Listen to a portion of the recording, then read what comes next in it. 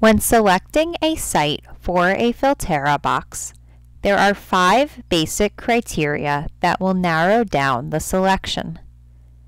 The site should have a relatively small catchment area, about 0.13 to 0.49 acres, keeping in mind that the amount of impervious cover on a site dictates the size of the Filterra. When you start talking about these manufactured treatment devices, they're really designed to handle a limited quantity of water. And for them to function correctly, you can't be talking about taking 100 acres of impervious cover and then channeling that into one of these structures. They're not designed to deal with that. They're designed to deal with high intensity uses but on a smaller scale, 1 acre, half acre. Secondly, the site should have relevant water quality concerns that can be successfully addressed by the Filterra unit. Since it is crucial to perform routine maintenance for the Filterra to function properly, the site should also be associated with an entity, such as a municipality or business, that can commit to maintaining the Filterra. To facilitate maintenance, the Filterra's location should be easily accessible. Finally, if the Filterra is being funded by a grant, any stipulations regarding location should be satisfied. Parsippany's grant, for example, mandated that the Filterra be installed on public property. Once a site is chosen, the flow of water over its surface should be analyzed. When a municipal representative is visiting a site, he can easily identify the water flow by observing the pooling and streaming of rainwater on impervious surfaces. A site may have no existing stormwater management system, leading to extensive sheet flow that drains to a single point. For instance, if we had a situation where we may have a lot of overland flow coming down, like a large parking lot, for instance, all directed down to one catch basin, it may not be in our best interest to put just that the green infrastructure system at that lowest point.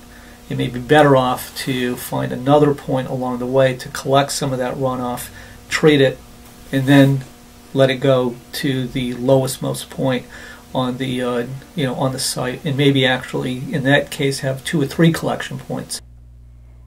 In this case, depending on the overall area of impervious surface and possible site constraints, spacing out multiple smaller Filterras may be preferable for a few reasons.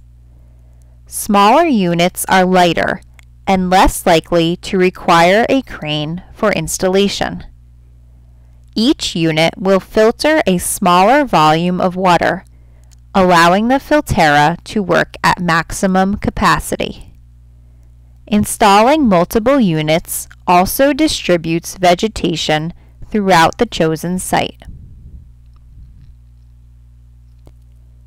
If a site already has a stormwater network, as in Parsippany, engineers will review the plans and visit the site to identify the size of the pipes and determine the amount of catchment area flowing into each inlet. They will also identify low spots where water sits and never reaches the existing stormwater system. Such spots can lead to icy patches and mosquito breeding habitat. The engineer's research will indicate the most appropriate locations for the Filterra units. Regardless of whether a site has a stormwater network, a divide-and-conquer approach guides the placement of the Filterras. What we look for is sort of like this divide-and-conquer type of opportunities on the site. Work with small chunks of stormwater runoff, get the greatest amount of treatment efficiency as we can for each chunk of stormwater runoff that we're dealing with, and then make sure that at the point where it's getting conveyed off-site, that it's been adequately treated, and that our flow rates that at the point of discharge aren't resulting in any kind of downstream scour, erosion type of problems.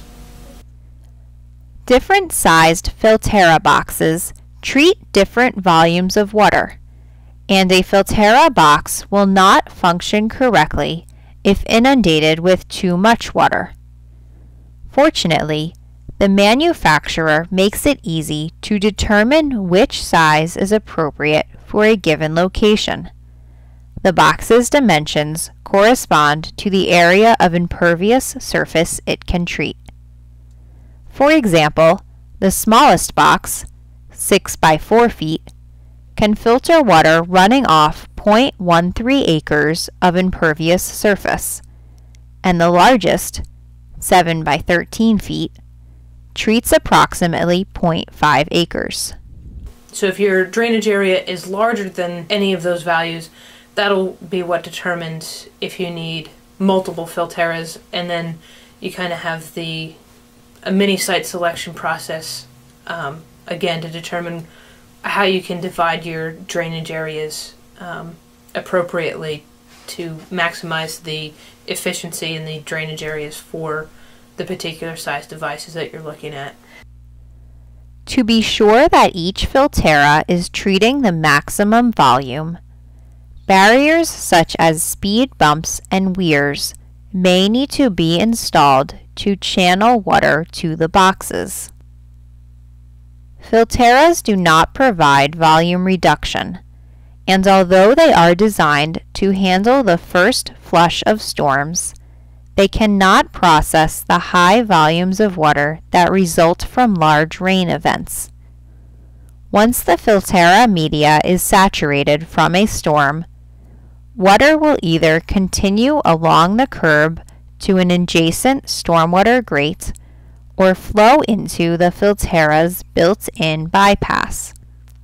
The bypass contains a standpipe that extends above the wood chip layer and diverts incoming water directly into the stormwater pipes.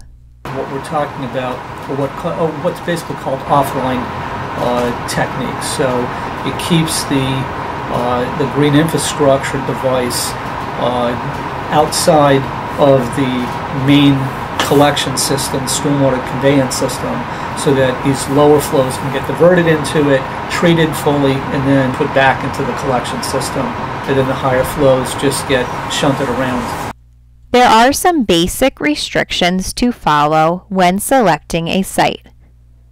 The Filterra should be installed in a location with as few utilities as possible, since cables and pipelines can complicate or even preclude the installation.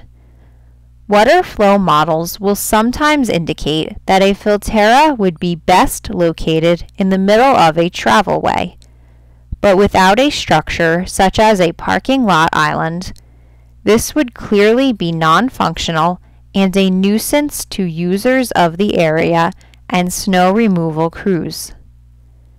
Conducting thorough research about the site and the Filterra box will help an organization avoid many potential issues. You need to do your homework, and that's one thing I'm always fearful with a lot of any type of BMP that is being promoted, that people a lot of times run with these things saying, oh, well, they did it at someplace else, I'm going to do it here at my spot, and then it fails or it doesn't work as well. And it's because they just took that technique and try to apply it without doing the correct amount of homework associated with it. It really begins first and foremost with understanding the nature of the system that you're installing. Because if you understand how that works, then you understand what its limitations are. And then understanding its limitations then provides you with a way of figuring out whether this is a good candidate site or not a good candidate site. It really comes down to doing your homework.